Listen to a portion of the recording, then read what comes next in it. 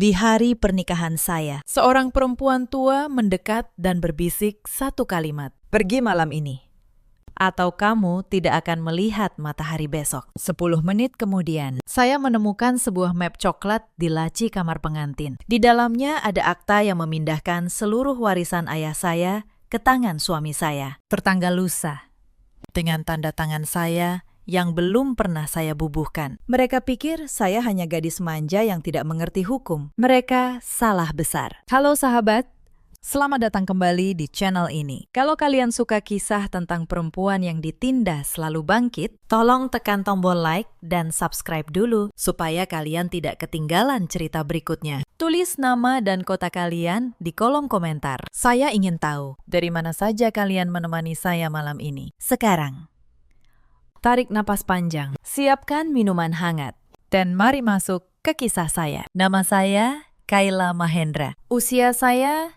27 tahun. Saya bekerja sebagai konsultan hukum properti di sebuah firma kecil di kawasan Sudirman, Jakarta. Sudah 5 tahun saya menekuni dunia akta, sertifikat, dan surat kuasa. Pekerjaan saya membaca dokumen yang orang lain malas baca. Tapi tidak ada yang tahu itu. Tidak suami saya, tidak mertua saya, tidak satupun keluarga Reno. Mereka mengenal saya sebagai Kayla yang lembut, Kayla yang pemalu, Kayla yang katanya beruntung dinikahi pria sesempurna Reno Pratama. Saya membiarkan mereka berpikir begitu, karena ayah saya pernah berkata, orang yang meremehkanmu adalah orang yang paling mudah kamu baca. Ayah saya, Pak Hendra. Dulu beliau seorang penyidik, pensiun 10 tahun lalu. Setelah ibu saya meninggal, beliau membesarkan saya sendirian di rumah kami di kawasan Bintaro. Bukan rumah mewah, tapi hangat. Setiap malam beliau mengajari saya satu hal, membaca orang,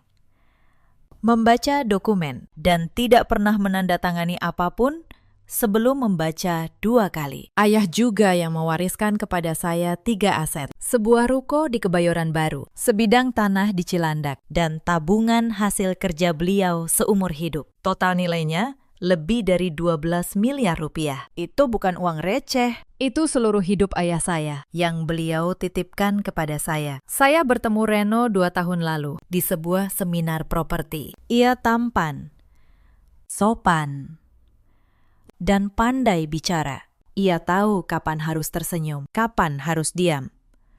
Saya jatuh, seperti perempuan manapun yang lelah sendirian, yang tidak saya sadari saat itu. Rino tidak pernah bertanya tentang perasaan saya. Ia bertanya tentang aset saya. Ibunya, Bu Suryani, adalah perempuan paling manis yang pernah saya temui. Setidaknya di permukaan. Ia memeluk saya di pertemuan pertama. Ia memuji masakan saya, walau saya tidak memasak. Ia menyebut saya anak perempuan yang tidak pernah ia punya. Saya percaya, saya begitu ingin punya ibu lagi, sampai saya lupa membaca matanya. Adik Reno, Vania, 26 tahun. Ia berbeda. Ia tidak pernah berpura-pura suka pada saya. Tas mahal, sepatu impor, gaya hidup yang jauh melampaui penghasilannya. Saya sering bertanya dalam hati, dari mana uang itu? Nanti saya tahu jawabannya, dan jawaban itu membuat saya merinding. Pernikahan kami digelar di sebuah hotel bintang 5 di kawasan Kuningan. Bu Suryani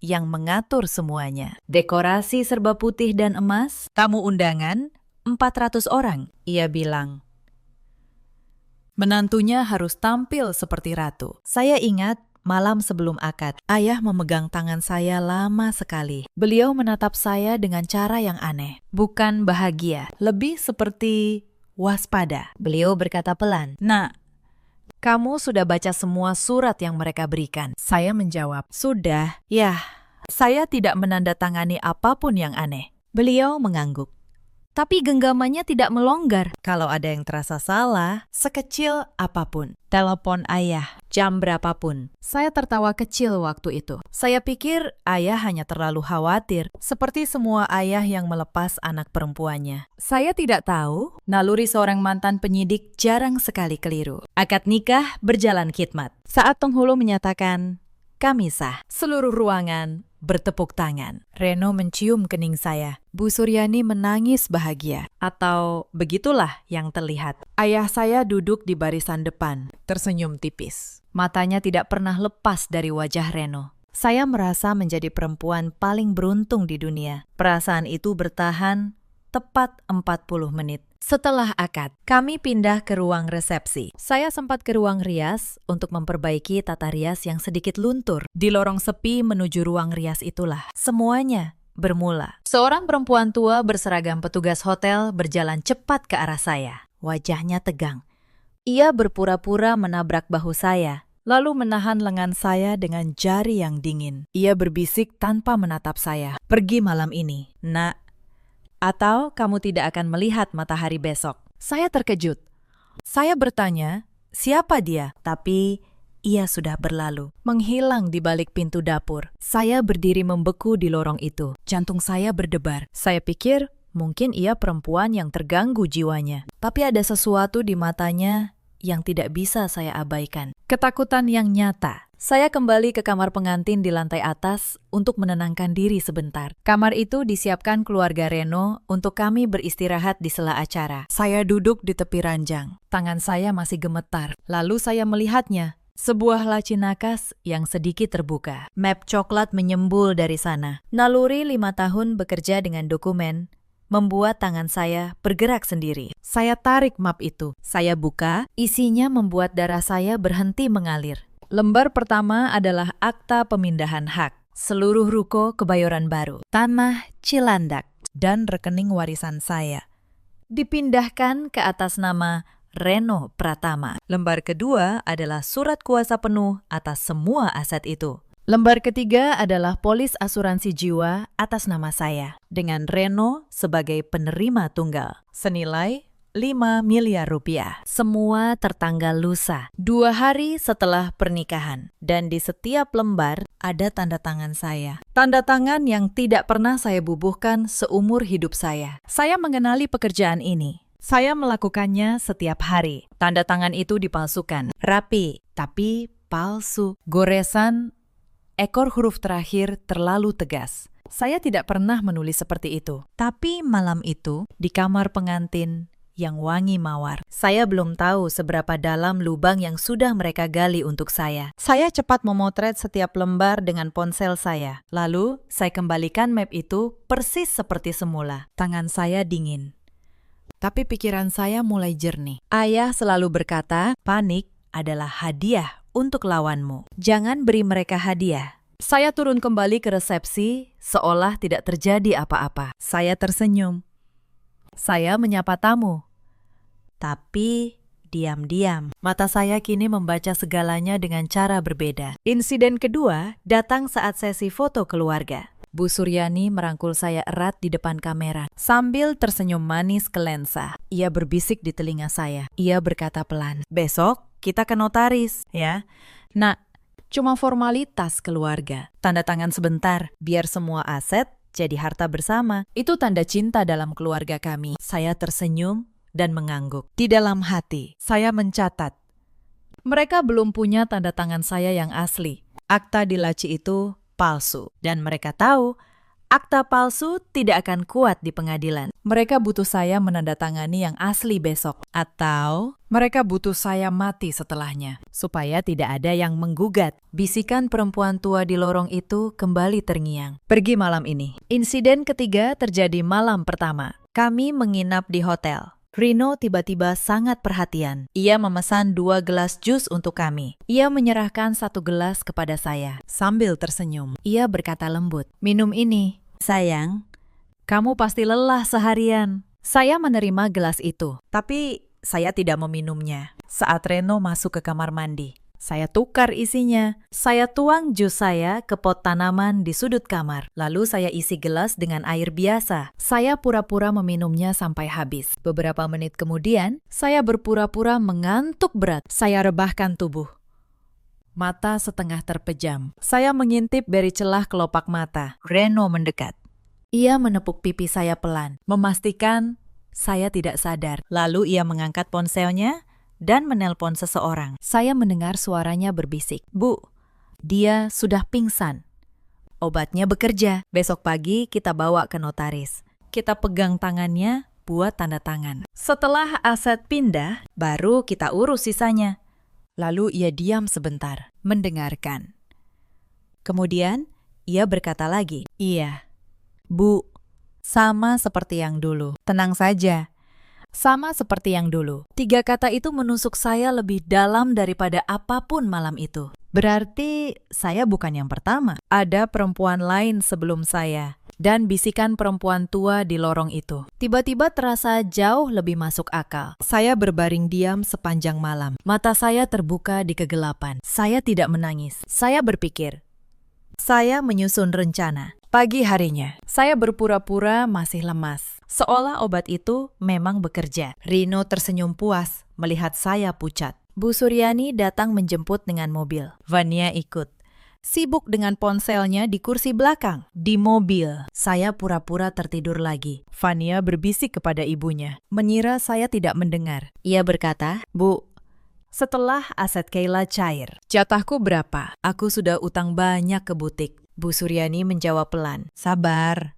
Yang ini 12 miliar. Lebih besar dari janda dokter yang dulu. Kamu dapat bagian. Asal mulutmu rapat, janda dokter yang dulu." Korban kedua, mungkin ketiga. Saya menyimpan setiap kata di kepala saya seperti merekam pita. Kami tiba di kantor notaris. Sebuah ruko di kawasan Tebet. Saya berpura-pura masih setengah sadar. Dipapah, Reno masuk. Di dalam, seorang notaris pria menunggu. Tapi yang menarik perhatian saya adalah asistennya. Seorang perempuan parubaya yang berdiri di sudut. Menatap saya dengan mata yang sama seperti perempuan tua di lorong hotel. Penuh iba, penuh rasa bersalah.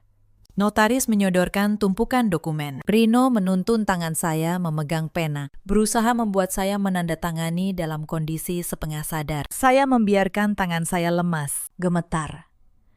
Sehingga tanda tangan yang keluar berantakan dan tidak sah. Saya berkata dengan suara serak dan lemah. Saya pusing sekali. Kepala saya sakit. Saya tidak bisa menulis. Boleh saya ke toilet sebentar? Bu Suryani mengernyit kesal. Tapi ia tidak bisa menolak di depan notaris. Ia mengangguk pada asisten perempuan itu untuk mengantar saya di lorong menuju toilet. Asisten itu berbisik cepat, suaranya gemetar. Ia berkata, "Nak, dengar saya.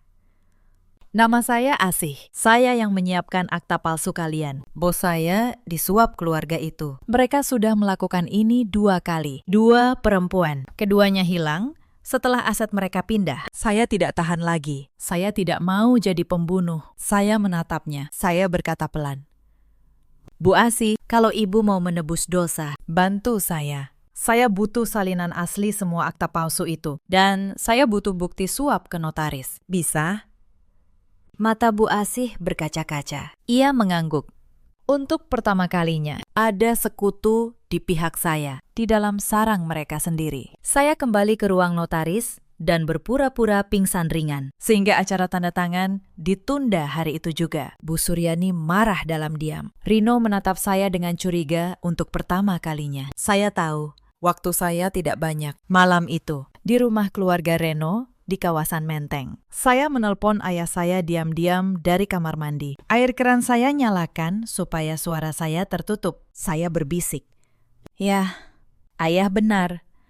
Mereka memalsukan tanda tangan saya. Mereka mau ambil semua warisan, lalu menghabisi saya. Sudah ada 2 korban sebelum saya. Di seberang." Suara ayah saya tenang.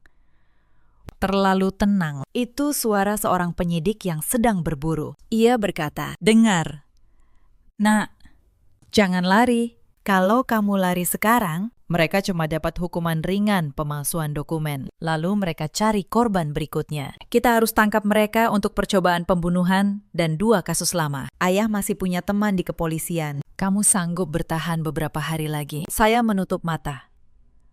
Saya teringat 2 perempuan yang hilang sebelum saya. Saya teringat wajah ketakutan perempuan tua di lorong. Saya menjawab, "Saya sanggup." Ya, demi mereka juga. Beberapa hari berikutnya adalah pertunjukan paling berat dalam hidup saya. Saya harus tersenyum pada orang-orang yang ingin saya mati. Saya mencium pipi Reno setiap pagi. Saya membantu Bu Suryani memasak. Saya memuji tas baru Vania. Sementara di dalam, saya merakit jaring. Diam-diam, saya bekerja. Sebagai konsultan hukum properti, saya tahu satu hal yang tidak mereka duga. Aset warisan ayah saya tidak pernah benar-benar mudah dipindahkan. Ayah, dengan kebijaksanaan seorang mantan penyidik, telah mengikat ketiga aset itu dalam sebuah perjanjian khusus sejak lama. Aset itu hanya bisa berpindah dengan kehadiran saya secara sadar di hadapan notaris pilihan saya sendiri, Pak Wibowo, plus verifikasi biometrik. Akta manapun di luar itu otomatis tidak sah. Mereka tidak tahu itu. Mereka pikir warisan saya seperti warisan korban-korban sebelumnya, mudah dirampas oleh tanda tangan palsu. Mereka tidak pernah membaca siapa ayah saya. Saya menghubungi Pak Wibowo, notaris kepercayaan keluarga kami. Saya kirimkan foto semua akta palsu. Saya minta ia menyiapkan akta tandingan, akta yang asli dan sah, yang membuktikan saya tidak pernah memindahkan apapun. Saya juga minta ia merekam pernyataan Bu Asih sebagai saksi resmi. Lalu, saya melakukan hal yang paling berbahaya. Saya memasang perekam suara kecil di liontin kalung yang selalu saya pakai. Setiap kali Bu Suryani atau Reno berbicara, saya memancing mereka membahas rencana. Sedikit demi sedikit, saya mengumpulkan pengakuan dari mulut mereka sendiri. Suatu malam, di ruang makan, Bu Suryani kehilangan kesabaran. Acara notaris tertunda terlalu lama. Ia menggebrak meja pelan, menatap saya tajam. Ia berkata dingin, "Kayla, besok kita selesaikan urusan notaris. Tidak ada alasan sakit lagi. Kamu mengerti?" Saya menunduk, pura-pura takut. Saya berkata lirih, "Iya." "Bu, maaf, saya hanya kurang sehat." Rino menambahkan, suaranya sudah kehilangan kelembutan palsunya. Ia berkata, "Setelah besok, semua jadi mudah. Kamu cuma perlu menurut seperti istri yang baik. Sisanya biar kami yang urus. Sisanya, saya tahu persis apa arti sisanya bagi mereka. Nasib yang sama dengan janda dokter dan satu perempuan lagi sebelumnya. Tapi malam itu, untuk pertama kalinya, saya tidak takut lagi. Karena di liontin saya, kalimat Reno barusan sudah terekam jelas. Dan besok, di kantor notaris mereka, saya tidak akan datang sebagai korban. Saya akan datang sebagai jaksa. Hari kedua di rumah keluarga Reno mengajari saya banyak hal yang tidak pernah ditulis di buku hukum. Saya belajar membaca mereka dari kebiasaan kecil. Bu Suryani selalu menelpon seseorang setiap pukul 9 malam di balkon, dengan suara ditahan. Rino menyimpan satu ponsel kedua di laci mejanya, yang selalu ia kunci. Vanya, kapanpun ada tamu, akan berdandan berlebihan, seolah hidupnya bergantung pada penampilan. Saya mencatat semua itu, bukan karena penasaran, tapi karena setiap kebiasaan adalah celah, dan setiap celah adalah pintu. Suatu sore, saya sengaja menawarkan diri membersihkan ruang kerja Reno. Saya bilang ingin menjadi istri yang baik. Bu Suryani memuji saya di depan semua orang, menyebut saya menantu idaman. Reno tersenyum bangga. Mereka membiarkan saya masuk ke ruang yang seharusnya tidak boleh saya masuki. Di sana, sambil pura-pura mengelap debu, saya menemukan sesuatu. Sebuah buku catatan kecil, terselip di balik buku-buku tebal di rak. Saya membukanya cepat. Isinya membuat tangan saya dingin lagi. Di halaman-halaman itu, tertulis nama-nama. 3 nama perempuan. Di sebelah 2 nama pertama, ada tanggal, jumlah uang, dan satu kata yang ditulis dengan tinta merah. Selesai. Di sebelah nama ketiga, nama saya, Kayla.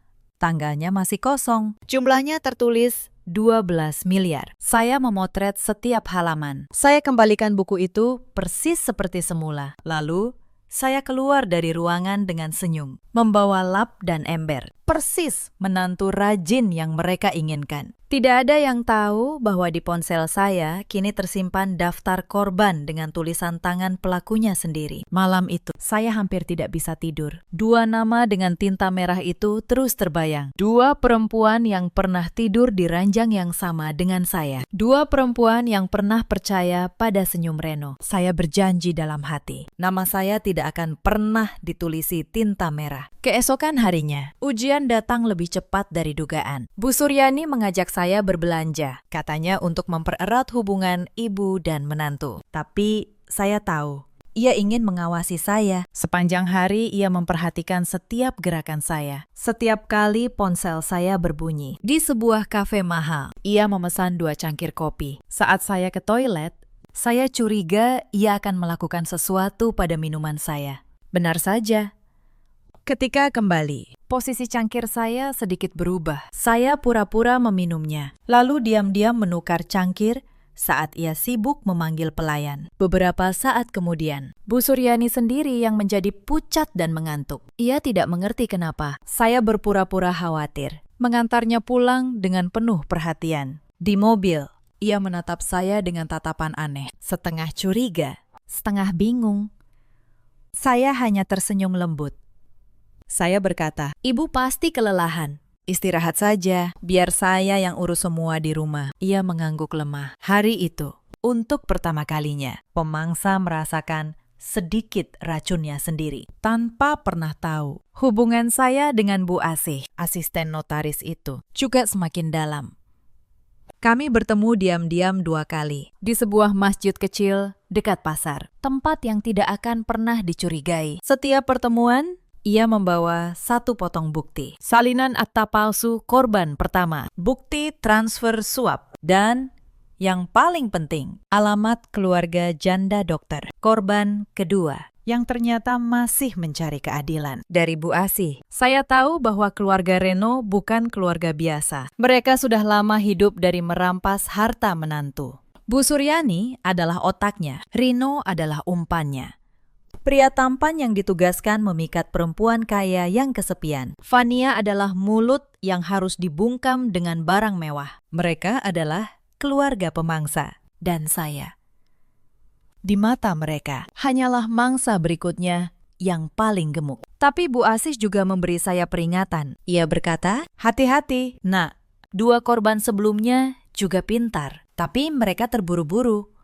Mereka melawan terlalu cepat sebelum buktinya kuat. Itu yang membuat mereka hilang. Jangan ulangi kesalahan itu." Saya mengingat nasihat itu baik-baik. Saya menahan diri, walau setiap hari rasanya seperti tidur di sarang ular. Saya terus tersenyum, terus melayani, terus mengumpulkan. Karena saya tahu kemenangan bukan milik yang paling marah, melainkan milik yang paling sabar. Suatu malam, saya nyaris tertangkap. Rino pulang lebih awal dan memergoki saya sedang menelpon. Saya cepat mengubah nada bicara, seolah sedang memesan kue untuk ulang tahun ibunya. Reno terdiam di pintu, menatap saya lama. Lalu, ia tersenyum. Percaya.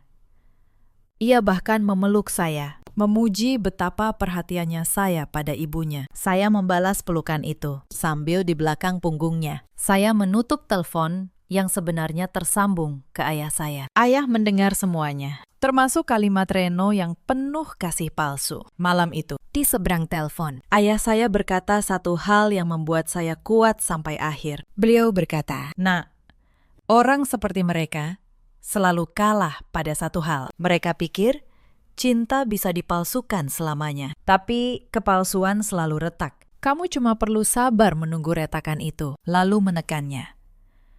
Sebelum saya lanjutkan, izinkan saya mundur sedikit. Karena untuk mengerti betapa dalam jebakan ini, kalian perlu tahu bagaimana saya bisa masuk ke dalamnya. Masa pacaran saya dengan Reno terasa sempurna. Terlalu sempurna kalau saya jujur pada diri sendiri sekarang. Ia selalu tahu apa yang saya butuhkan sebelum saya memintanya. Saat saya lembur, ia mengirim makanan. Saat saya sedih merindukan ibu, ia mendengarkan berjam-jam. Saya pikir saya menemukan pria yang benar-benar memahami saya. Saya tidak sadar memahami seseorang adalah senjata. Bila yang memahami punya niat jahat. Reno tidak mempelajari saya karena cinta. Ia mempelajari saya seperti seorang pemburu mempelajari mangsanya. Ia tahu kelemahan saya, kesepian seorang anak yang dibesarkan tanpa ibu, dan ia memanfaatkannya dengan sempurna. Ada satu tanda yang seharusnya saya baca lebih awal. Suatu hari, di awal hubungan, Reno bertanya dengan nada santai tentang warisan ayah saya. Berapa nilainya? Di mana asetnya?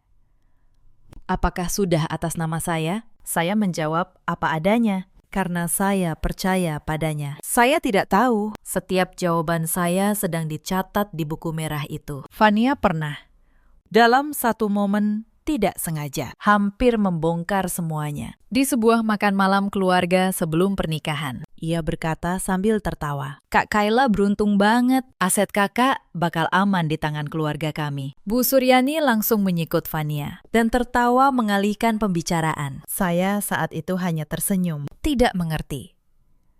Sekarang, kalimat itu terdengar seperti lonceng peringatan yang saya abaikan. Retakan pertama dalam hubungan kami muncul 3 minggu sebelum pernikahan. Rino mulai mendesak agar saya memindahkan aset menjadi atas nama bersama sebelum akad. Katanya itu bukti kepercayaan. Saya menolak halus dengan alasan ingin menghormati wasiat ayah. Untuk pertama kalinya, saya melihat kilatan dingin di matanya, hanya sepersekian detik. Lalu senyumnya kembali. Tapi kilatan itu tidak pernah hilang dari ingatan saya. Saya bercerita pada ayah waktu itu. Ayah hanya diam lama, lalu berkata, "Nak, lanjutkan pernikahanmu kalau itu maumu. Tapi ayah ingin kamu janji satu hal. Jangan pernah pindahkan aset apapun. Dan kalau ayah minta kamu pulang suatu hari nanti, kamu pulang tanpa banyak tanya." Saya berjanji tanpa mengerti kenapa. Sekarang saya tahu, ayah sudah membaca apa yang saya tolak untuk lihat. Kembali ke hari-hari di rumah keluarga Reno. Setelah insiden buku merah dan kopi di kafe, saya semakin yakin waktu saya menipis. Bu Suryani semakin sering menatap saya dengan curiga. Ia mulai menguji saya dengan pertanyaan jebakan. Suatu pagi ia bertanya tiba-tiba, "Kayla, kamu kerja di bidang apa dulu sebelum menikah?" Rino bilang, "Kamu cuma admin biasa, ya." Saya menelan ludah. Inilah ujian terbesar. Kalau saya mengaku konsultan hukum, seluruh sandiwara saya runtuh. Saya menjawab dengan suara polos, "Iya, Bu.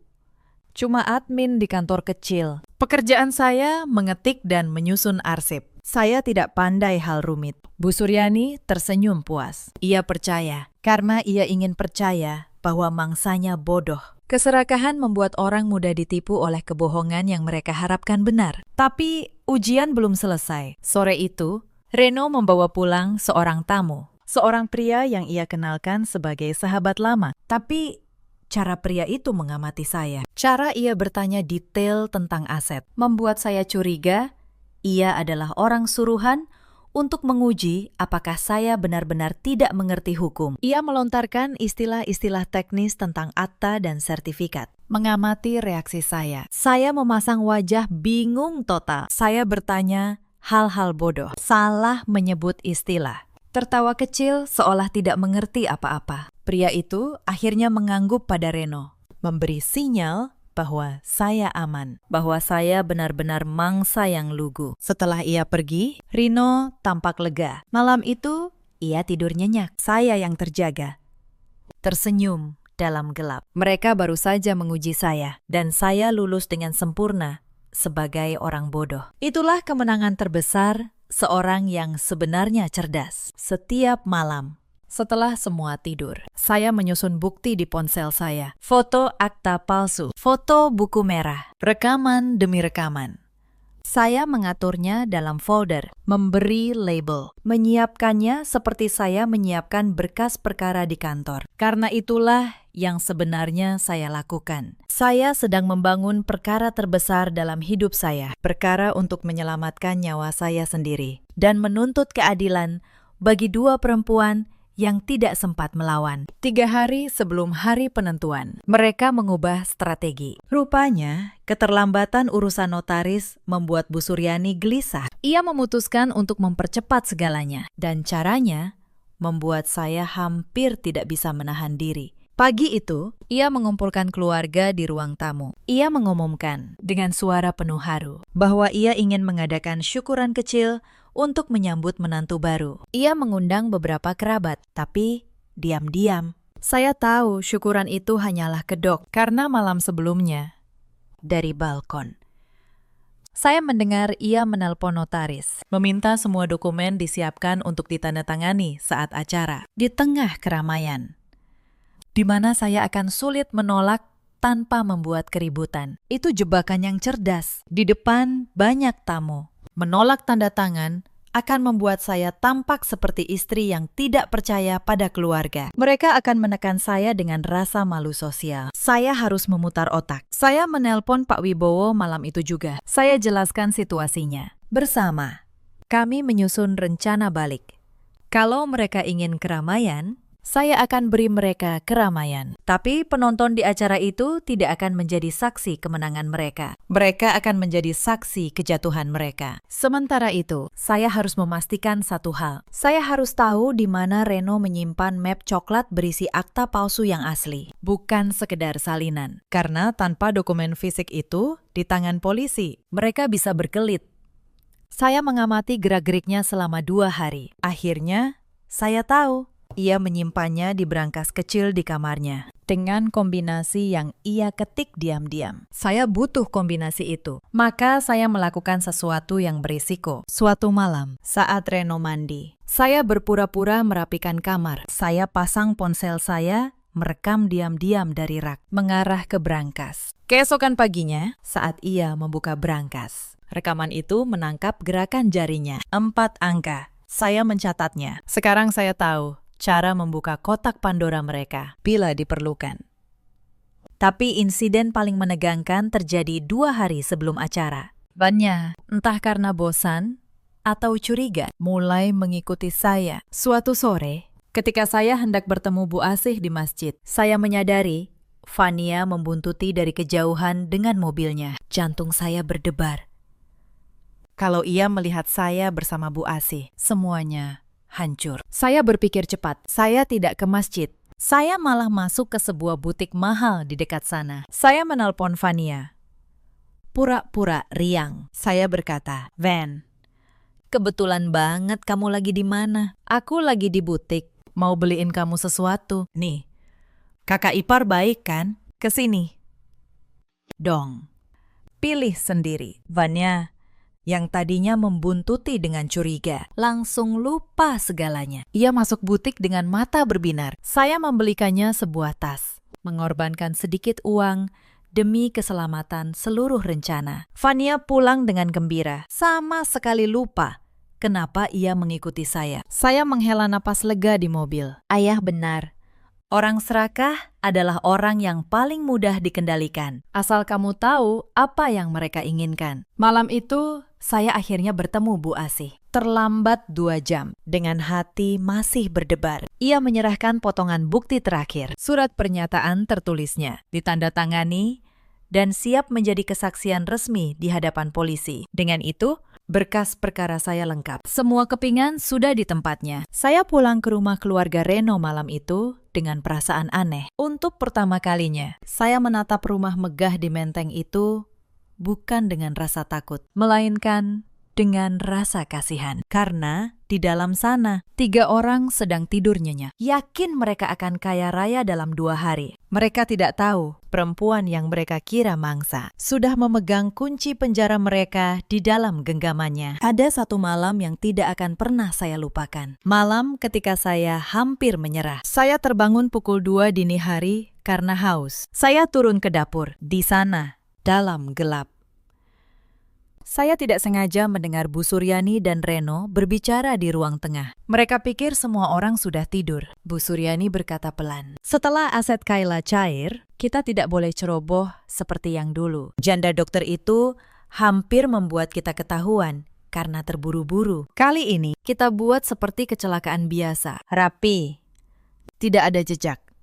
Reno menjawab, "Iya, Bu, tenang, aku sudah cari tahu. Rute pulang dari notaris itu ada turunan tajam. Kalau remnya bermasalah di sana, tidak akan ada yang curiga." Saya berdiri membeku di balik dinding dapur. Tangan saya menutup mulut sendiri agar tidak bersuara. Mereka sudah merencanakan cara saya mati. Sebuah kecelakaan mobil. Sama seperti yang mereka lakukan pada perempuan-perempuan sebelumnya. Saya kembali ke kamar dengan langkah gemetar. Malam itu saya menangis tanpa suara. Bantal saya basah. Untuk sesaat, ketakutan hampir mengalahkan saya. Saya ingin lari, Saya ingin menelpon ayah dan minta dijemput saat itu juga. Tapi lalu saya teringat dua nama dengan tinta merah di buku itu. Saya teringat wajah perempuan tua di lorong. Saya teringat keluarga janda dokter yang masih mencari keadilan. Kalau saya lari sekarang, mereka akan lolos dan mencari mangsa berikutnya. Akan ada perempuan keempat. Lalu kelima.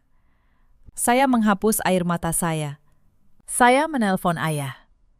Bukan untuk minta dijemput, tapi untuk memberitahu satu detail penting. Rute pulang dari notaris. Turunan tajam. Saya berkata, ya, mereka berencana membuatnya seperti kecelakaan di jalan pulang. Kita harus pastikan polisi sudah ada di notaris sebelum kita keluar dari sana. Jangan biarkan kami sampai ke jalan itu. Ayah terdiam sebentar. Lalu suaranya bergetar. Bukan karena takut, tapi karena bangga bercampur haru. Beliau berkata, "Nak, ayah sudah tangani ratusan penjahat seumur hidup ayah. Tapi ayah belum pernah melihat keberanian seperti yang kamu tunjukkan sekarang. Kamu pulang dengan selamat. Ayah janji. Dan mereka, ayah pastikan, tidak akan pernah menyakiti perempuan lain lagi." Malam itu mengubah saya. Ketakutan tidak hilang, tapi ia tidak lagi memerintah saya. Saya belajar bahwa keberanian bukanlah ketiadaan rasa takut. Keberanian adalah memilih untuk tetap melangkah. Justru ketika seluruh tubuhmu berkata berhenti. Malam sebelum hari penentuan, terjadi insiden yang hampir menghancurkan semua rencana saya. Fania masuk ke kamar saya tanpa mengetuk. Ia melihat saya sedang menyimpan ponsel buru-buru. Matanya menyipit. Ia berkata curiga, "Kamu ngapain malam-malam main ponsel? Telepon siapa?" Jantung saya berdebar, tapi saya tetap tenang. Saya menunjukkan layar ponsel yang sengaja saya buka di aplikasi belanja. Saya berkata santai, "Lihat tas ini. Van, bagus. Ya, aku mau beli buat kamu. Hadiah dari kakak ipar." Wajah Fania langsung berubah. Keserakahan mengalahkan kecurigaan. Ia tersenyum. Lupa kenapa ia masuk ke kamar saya. Ia bahkan duduk dan memilih warna tas yang ia mau. Saya belajar satu hal malam itu. Orang serakah selalu bisa dialihkan dengan keserakahannya sendiri. Setelah Fania keluar, tangan saya gemetar hebat. Hampir saja. Saya mengirim satu pesan terakhir ke ayah dan Pak Wibowo. Semua siap untuk besok. Insiden terakhir terjadi di pagi hari, sebelum kami berangkat ke notaris. Bu Suryani memanggil saya ke kamarnya. Ia menyodorkan secangkir teh hangat, dengan senyum yang kini terasa seperti pisau. Ia berkata manis, "Minum dulu." "Nak, biar tenang. Hari ini hari penting buat keluarga kita." Saya menatap teh itu. Saya tahu apa isinya. Saya menerima cangkir itu dengan kedua tangan. Berterima kasih. Lalu pura-pura tersedak batuk. Dalam kepura-puraan itu, saya menumpahkan teh ke karpet, seolah tidak sengaja. Saya meminta maaf berkali-kali, tampak panik dan ceroboh. Persis menantu lugu yang mereka kira. Bu Suryani menahan amarahnya. Ia berkata sambil tersenyum kaku, "Tidak apa-apa, nanti minum lagi di jalan." Saya mengangguk patuh.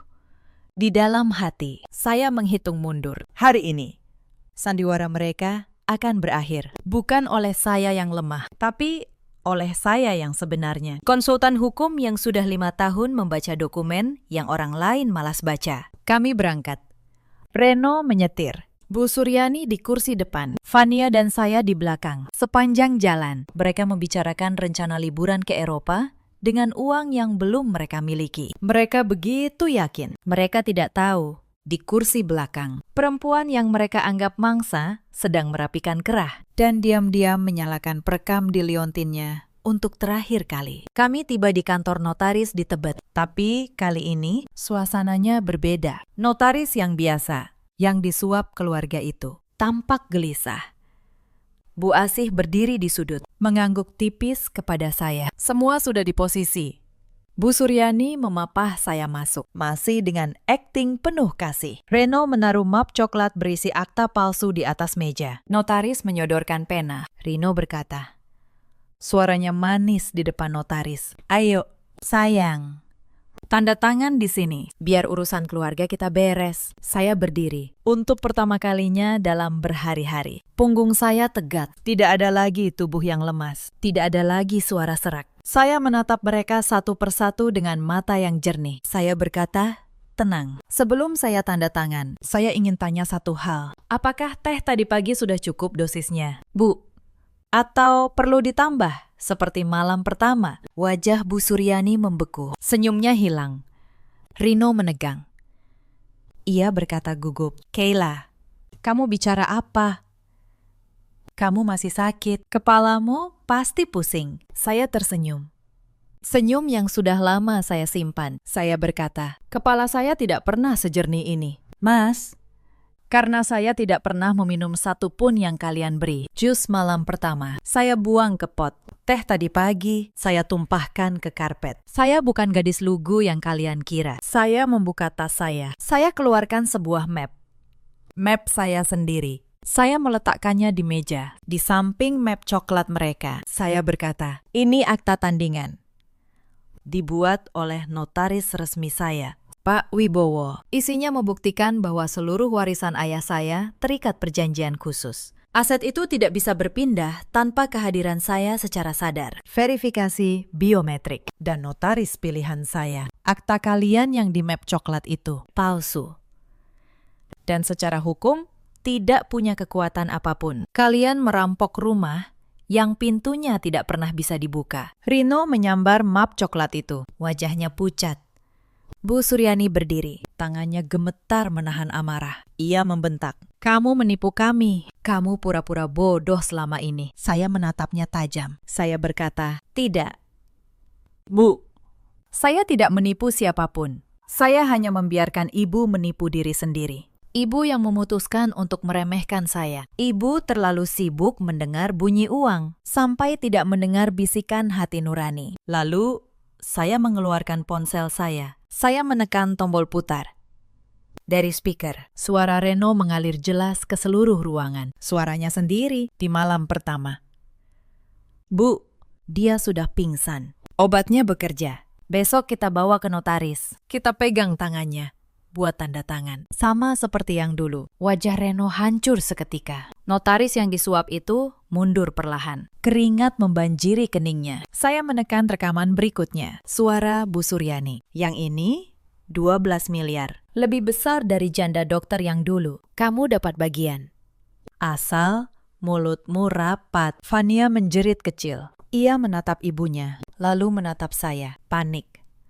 Ia berkata gemetar. Aku tidak ikut. Aku cuma terima uang.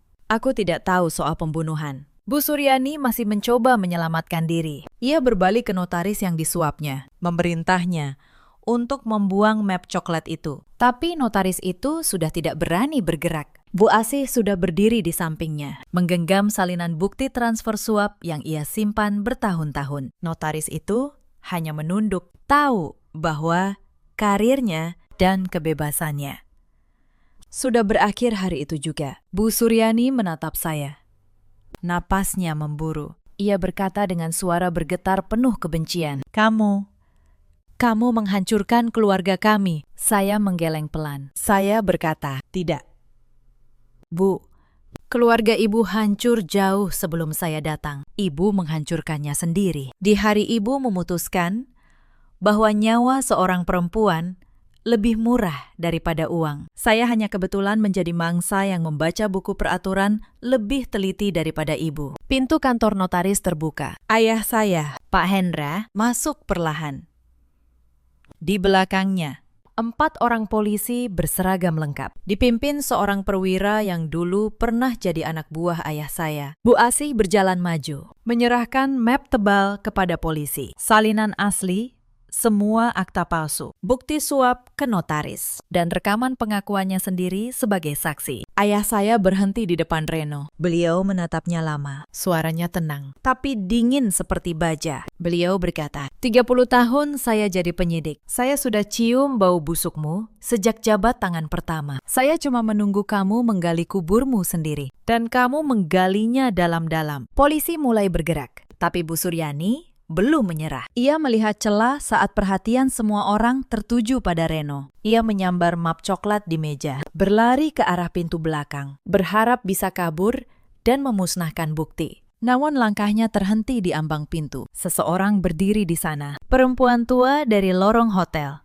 Perempuan yang membisikkan peringatan di hari pernikahan saya. Hanya saja, sekarang, ia tidak lagi berseragam petugas hotel. Ia berdiri tegak, didampingi seorang polisi wanita. Ia menatap Bu Suryani dengan mata yang penuh luka bertahun-tahun. Ia berkata serak, "Kamu tidak mengenali saya." "Suryani, 3 tahun lalu, kamu mengambil segalanya dari adik saya, janda dokter itu. Kamu pikir dia hilang begitu saja. Tapi saya tidak pernah berhenti mencari. Saya menyamar jadi petugas hotel untuk memperingatkan menantu barumu. Karena saya tidak mau ada perempuan lain bernasib seperti adik saya." Map coklat jatuh dari tangan Bu Suryani. Lututnya lemas.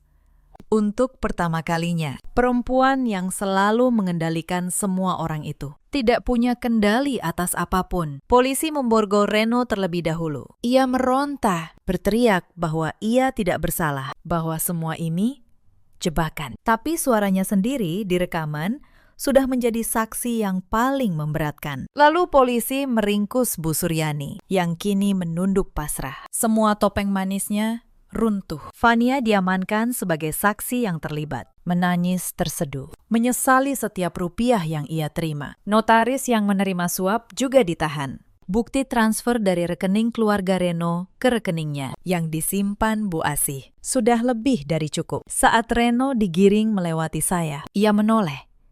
Wajahnya yang dulu saya kira sempurna, kini hanya wajah seorang pria kalah. Ia berbisik, "Kenapa? Kenapa kamu bisa tahu semuanya?" Saya menatap lurus ke matanya. Saya berkata pelan, "Karena kamu menikahi seorang konsultan hukum, Reno. Bukan seorang mangsa. Kamu terlalu sibuk menghitung hartaku, sampai lupa membaca siapa aku sebenarnya." Setelah semua digiring keluar, ruangan notaris menjadi hening. Saya menghela napas panjang, bahu saya turun. Melepaskan beban yang sudah saya panggul sejak detik saya membuka map coklat di kamar pengantin. Ayah saya berjalan mendekat. Beliau memeluk saya erat. Saya merasakan tubuhnya sedikit gemetar, menahan haru. Beliau berbisik, "Ayah bangga padamu, Nak. Sangat bangga. Kamu lebih kuat dari yang ayah kira." Saya memeluk ayah saya. Dan untuk pertama kalinya dalam berhari-hari, saya menangis. Bukan tangis takut, tangis lega. Saya menoleh ke arah perempuan tua di pintu. Ia masih berdiri di sana, menatap saya dengan senyum tipis. Saya berjalan menghampirinya. Tidak ada banyak kata yang perlu diucapkan. Saya hanya menggenggam tangannya yang kasar. Saya berkata, "Terima kasih." Bisikan ibu di lorong itu menyelamatkan nyawa saya. Ia mengusap pipi saya. Ia berkata lirih, "Adik saya tidak sempat saya selamatkan. Tapi kamu, saya berhasil. Itu cukup untuk membuat saya bisa tidur tenang malam ini." Beberapa bulan kemudian, pengadilan menjatuhkan vonis. Reno dan Bu Suryani dihukum berat atas percobaan pembunuhan, pemalsuan dokumen, dan 2 kasus lama yang akhirnya terungkap. Penyelidikan ulang menemukan jejak janda dokter dan 1 perempuan lagi sebelum saya. Keadilan datang terlambat bagi mereka. Tapi datang juga. Notaris yang menerima suap kehilangan izin dan masuk penjara. Vanya, karena bekerja sama sebagai saksi, dihukum lebih ringan. Tapi seluruh barang mewahnya disita untuk mengganti kerugian para korban. Bu Asih, perempuan yang berani menebus dosanya, kini bekerja di firma Pak Wibowo. Saya yang memintanya. Orang yang berani memilih kebenaran di saat tergelap layak mendapat kesempatan kedua. Warisan ayah saya tetap utuh. Ruko di Kebayoran Baru, tanah di Cilandak, semuanya. Tapi saya menjual sebagian, dan saya gunakan untuk sesuatu yang lebih berarti. Saya mendirikan layanan bantuan hukum gratis untuk perempuan yang asetnya dirampas oleh keluarga sendiri. Saya menamainya dengan nama ibu saya, karena saya tahu di luar sana masih banyak perempuan yang sedang membuka map coklat di kamar pengantin mereka dengan tangan gemetar, tidak tahu harus berbuat apa. Cerita ini mengajarkan satu hal. Jangan pernah meremehkan perempuan yang terlihat diam dan penurut. Karena diam bukan selalu tanda lemah. Kadang, diam adalah cara seseorang perempuan membaca lawannya sebelum ia bergerak. Di luar sana, ada banyak perempuan yang pernah berdiri di posisi saya, dicintai karena harta, bukan karena hati. Dipuji di depan, direncanakan kehancurannya di belakang. Kalau kamu salah satunya, dengar saya.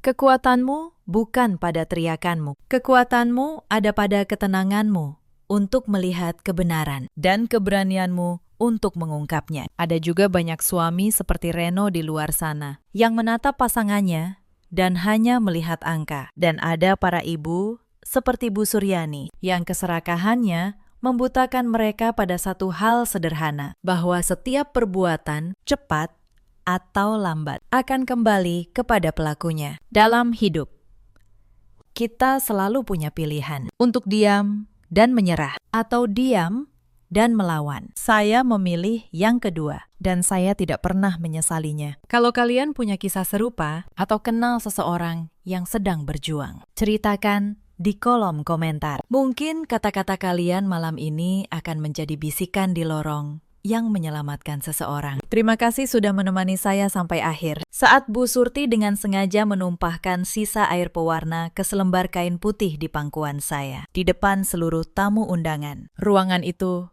mendadak senyap. Mereka semua menunggu saya menangis. Mereka pikir saya akan berteriak atau lari keluar sambil menutup wajah. Tapi saya hanya meletakkan kain yang sudah ternoda itu di atas meja, pelan. Lalu saya berdiri. Saya mengajukan perceraian, kata saya. Detik itu juga, semua orang di ruangan terdiam. Cangkir teh berhenti di udara. Bu Surti membeku dengan tangan masih memegang baskom kosong. Dan suami saya, Mas Damar, menatap saya seolah baru pertama kali melihat wajah istrinya sendiri. Halo, sahabat, selamat datang kembali di kanal ini. Tempat kita berbagi kisah-kisah kehidupan yang mungkin pernah terjadi di sekitar kita. Jika cerita hari ini menyentuh hati Anda, jangan lupa tinggalkan jejak di kolom komentar. Mari kita mulai. Nama saya Maharani. Orang-orang memanggil saya Rani. Usia saya 34 tahun. Sudah 8 tahun saya menjadi menantu di keluarga Wirakusuma, pemilik rumah batik yang namanya dikenal sampai ke luar negeri. Aroma malam panas yang meleleh di atas kompor kecil selalu punya cara tersendiri untuk menenangkan jiwa saya. Bau lilin batik itu, bagi orang lain mungkin menyengat. Bagi saya, itu bau rumah. Bau tempat saya merasa paling hidup. Saya bukan perempuan kota besar. Saya lahir di sebuah kampung kecil di Jawa Tengah. Tempat nenek saya dulu membatik di emperan rumah.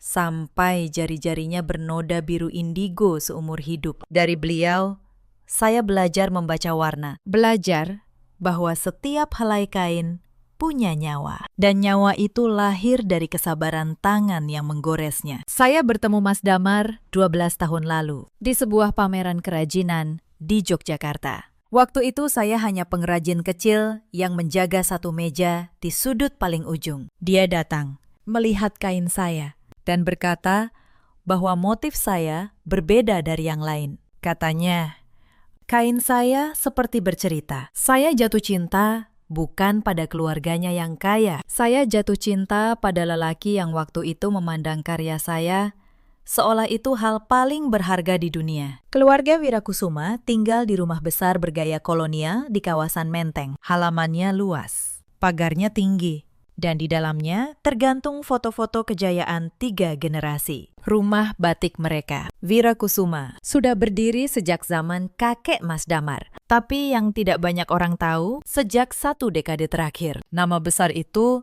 nyaris kehilangan napasnya. Penjualan menurun. Motif-motif lama dianggap kuno. Pembeli berpindah ke merek lain yang lebih segar. Sampai akhirnya saya datang. Saya tidak akan membual, tapi izinkan saya menceritakan apa adanya. 3 koleksi yang menyelamatkan Wirakusuma dari kebangkrutan. Semuanya lahir dari tangan saya. Motif embun pagi, motif akar langit, dan motif senja tua yang akhirnya menembus pasar ekspor ke Jepang dan Belanda. 3 koleksi itu yang membuat rumah batik ini kembali punya nama. Saya merancangnya. Saya yang meracik pewarna alaminya. Formula yang saya kembangkan sendiri selama bertahun-tahun. Mencampur indigo, kayu tinggi, dan mengkudu sampai menemukan warna yang tidak bisa ditiru bengkel manapun. Saya yang melatih para pengrajin. Saya yang duduk berjam-jam menemui pembeli dari luar negeri. Tapi Di rumah ini, saya bukan perancang. Saya hanya menantu.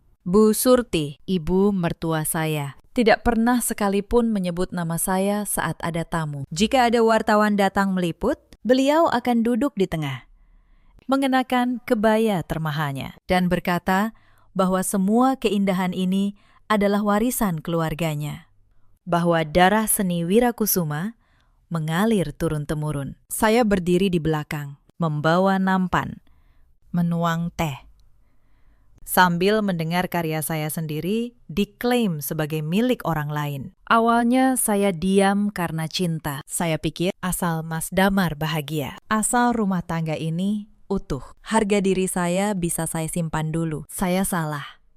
Diam, saya tidak pernah dibaca sebagai pengorbanan. Diam, saya dibaca sebagai kelemahan. Adik ipar saya, Nindya, paling pandai membaca kelemahan itu. Usianya 30 tahun. Dia anak bungsu, kesayangan Bu Surti. Dan dia tidak pernah menyentuh canting seumur hidupnya. Tapi dia punya satu bakat yang sangat dia banggakan. Bakat mengambil apa yang bukan miliknya, lalu membuatnya tampak seolah memang haknya. Nindya menyebut dirinya penerus Wirakusuma. Dia berfoto di depan kain-kain rancangan saya, mengunggahnya ke media sosial, menulis bahwa inilah hasil sentuhan tangannya. Para pembeli memuji, Bu Surti tersenyum bangga. Dan saya, perempuan yang benar-benar menggoreskan lilin di kain itu, hanya menonton dari dapur. Mas Damar tahu semua itu. Dia tahu siapa yang sebenarnya bekerja. Tapi setiap kali saya mencoba bicara, dia menghela napas dan berkata hal yang sama. Sudahlah, Rani, ibu sudah tua. Nindya itu adikku. Mengalah sedikit tidak akan membuatmu mati. Mengalah sedikit. Kalimat itu diulang ratusan kali selama 8 tahun. Sampai saya hampir percaya bahwa keberadaan saya memang sekecil itu. Tapi malam itu, di ruang tamu besar keluarga Wirakusuma, sesuatu di dalam diri saya akhirnya patah. Dan ketika sesuatu patah, ia tidak bisa disambung kembali hanya dengan kata mengalah. Mari saya ceritakan bagaimana semuanya sampai ke titik itu. 3 bulan sebelum malam perceraian, datang sebuah kabar besar ke rumah batik Wirakusuma. Sebuah perusahaan tekstil dari Jepang ingin menjalin kontrak ekspor jangka panjang. Nilainya bukan main, 12 miliar rupiah untuk kontrak 3 tahun pertama, dengan kemungkinan diperpanjang. Tapi pembeli Jepang itu punya satu syarat. Mereka hanya mau motif senja tua dengan pewarna alami yang persis seperti contoh yang pernah mereka terima. Tidak boleh berubah sedikit pun. Warna senja yang meredup di ujung kain itu harus sama. Karena itulah yang membuat mereka jatuh hati. Dan hanya satu orang di dunia ini yang tahu formula pewarna itu. Saya.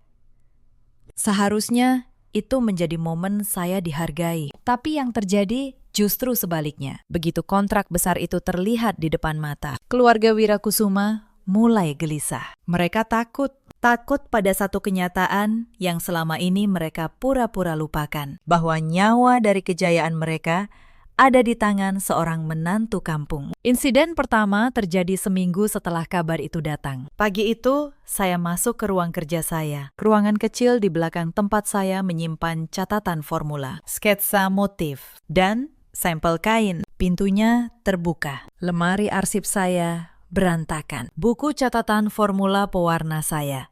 Buku tebal bersampul coklat yang sudah saya tulis selama bertahun-tahun hilang. Saya tahu siapa yang mengambilnya, tapi saya tidak berteriak. Saya hanya berdiri diam, memandangi laci yang menganga. Lalu, saya tersenyum tipis karena mereka tidak tahu satu hal. Buku itu hanya berisi formula lama, formula yang sudah saya ubah diam-diam 2 tahun lalu. Yang asli ada di tempat lain, di kepala saya. Sore itu, Nindya berlagak sibuk di ruang produksi, memegang buku catatan saya. Berpura-pura membaca, seolah dia mengerti. Dia memerintahkan para pengrajin meracik warna sesuai catatan itu. Hasilnya keluar keesokan harinya. Warnanya kusam. Senja yang seharusnya hangat, malah berubah menjadi coklat lumpur yang mati. Bu Yuli, Kepala pengrajin yang sudah bekerja 20 tahun di sana datang diam-diam menemui saya di dapur. Beliau berbisik, "Nak Rani, ini tidak akan jadi. Warnanya salah. Hanya tangan Nak Rani yang bisa." Saya menggenggam tangannya. Saya bilang, "Sabar, Bu. Biarkan saja dulu." Bu Yuli tidak mengerti maksud saya waktu itu. Tapi malam itu, untuk pertama kalinya, dalam waktu yang lama, saya tidur dengan tenang. Insiden kedua datang dari Mas Damar. Suatu malam, dia masuk ke kamar dengan wajah yang sudah saya hafal. Wajah orang yang akan meminta saya mengalah lagi. Dia duduk di tepi ranjang, lalu berkata bahwa keluarga ingin saya menandatangani sebuah surat. "Surat apa?" tanya saya.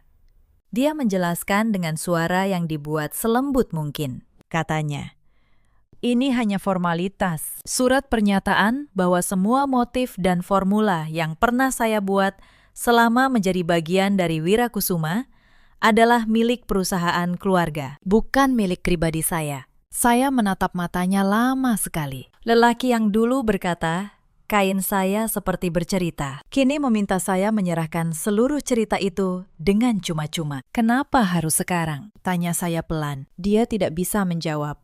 Dia hanya bilang, "Ini demi keluarga." "Rani, kau kan juga bagian dari keluarga." Saya bilang, "Saya butuh waktu untuk membaca suratnya." Dia mengangguk, lega. Mengira saya akan menurut seperti biasa. Malam itu saya membaca surat itu sampai pagi, setiap kalimatnya. Dan saya tahu, ini bukan formalitas. Ini perampokan yang ditulis dengan bahasa hukum yang rapi. Saya tidak menandatanganinya. Tapi saya juga tidak menolak terang-terangan. Saya hanya berkata bahwa saya ingin seorang notaris menjelaskan isinya lebih dulu, supaya saya paham betul. Permintaan yang terdengar wajar, permintaan yang membuat mereka tidak curiga. Esoknya, diam-diam, saya menghubungi seseorang, namanya Pak Hartono. Beliau notaris, teman lama almarhum ayah saya, orang yang sudah saya anggap seperti paman sendiri. Saya menceritakan semuanya, dan dari beliau, saya belajar sesuatu yang mengubah segalanya. Pak Hartono bertanya, "Rani, koleksi-koleksi itu, motif embun pagi, akar langit, senja tua, kau daftarkan atas nama siapa?" Saya terdiam. Karena jawabannya adalah tidak atas nama siapapun. Selama ini, tidak ada yang pernah mendaftarkannya secara resmi. Tidak Bu Surti, tidak Nindya, tidak juga perusahaan. Karya itu seperti anak yang lahir tanpa akta. Ada, hidup, menghasilkan uang.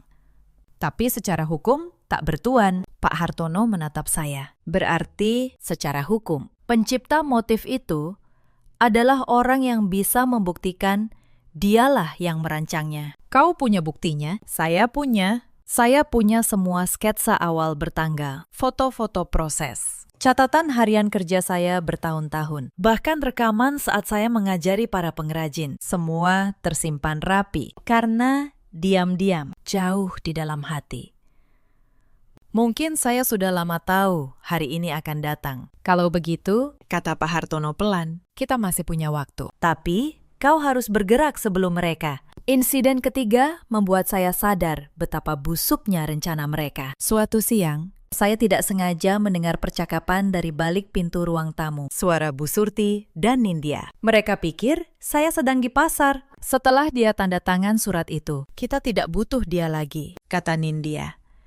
"Kontrak Jepang itu atas nama perusahaan. Formula sudah jadi milik kita. Dia mau pergi, silakan."